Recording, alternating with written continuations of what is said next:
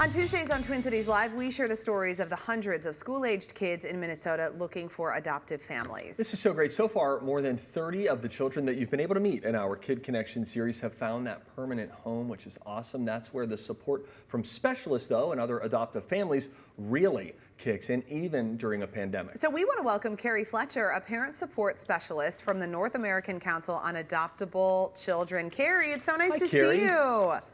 Thank you. Thank you for having me. You know, this has been a passion of yours since you were in your early 20s, which I just think is so incredible when people really find their mission in life so young. And for you, it is extended both personally and professionally. So talk to us about your experience with adoption and fostering.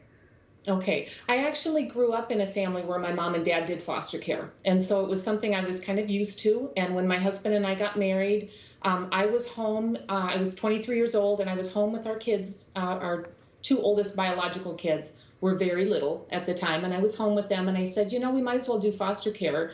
And my husband agreed, and we never planned to adopt. Actually, foster parents a lot of times used to be discouraged from adopting. So we got licensed for foster care. We were both 23 years old. Wow. And I'm not quite sure what the county was thinking, but Blue Earth County placed a 17-year-old in our home. Oh my gosh. So we suddenly were parenting, and I had to go to my first IEP meeting. I had never been to a special ed IEP meeting at school, and I was only 23, and my foster daughter was 17, and I had to try to learn all of these things. What do you remember most about that, about being 23 and then suddenly being responsible for the care of a 17-year-old? With little kids at home, too. Yeah, it's amazing how quickly you go from in your early 20s thinking that you know everything to kind of figuring out that you don't know anything. And so then you all went on to adopt children as well, who have become a permanent part of your family. Tell us about them. So we did foster care for about 17 years, and we ended up adopting our two youngest kids, who are now age 17 and 22. They're biological half-siblings, and we adopted each of them when they were about 2 years old. So we had our older son, who's 22 now, placed with us, and we adopted him, and then we had his sister placed with us and ended up adopting her. And then we went on to adopt. We had 4 biological kids as well. We went on to adopt 2 of our former foster daughters. So Kathy came to live with us when she was 16, and we were both 26 at the time. And Kathy had an older sister, Beth, who was not placed in foster care because she was over the age of 18. But Kathy and Beth were always kind of our kids. And Kathy aged out of the foster care system in our family, went on to go to college, and we just always stayed connected and always felt like they were part of our family. We went to their weddings, we went to their kids' baptisms, and a couple years ago, their only remaining parent had passed away. And when we were at his funeral, they were saying, now we really are alone in the world. And my husband and I both knew immediately that we would adopt them. We said, you know, you can adopt adults. Is that something you'd be interested in? Then you'd be legally in our family. We all think of you that way anyway. And they both agreed to that. So in November of 2017, we adopted our oldest 2.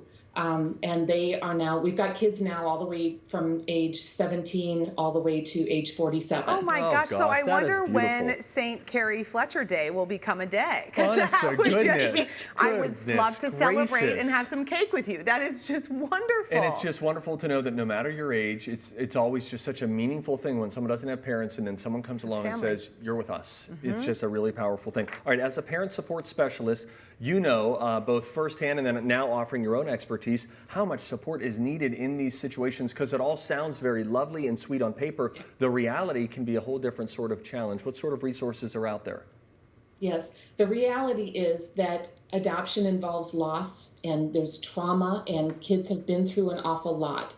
And so we try to help families. I work for NACAC, which is an international organization that's right in St. Paul.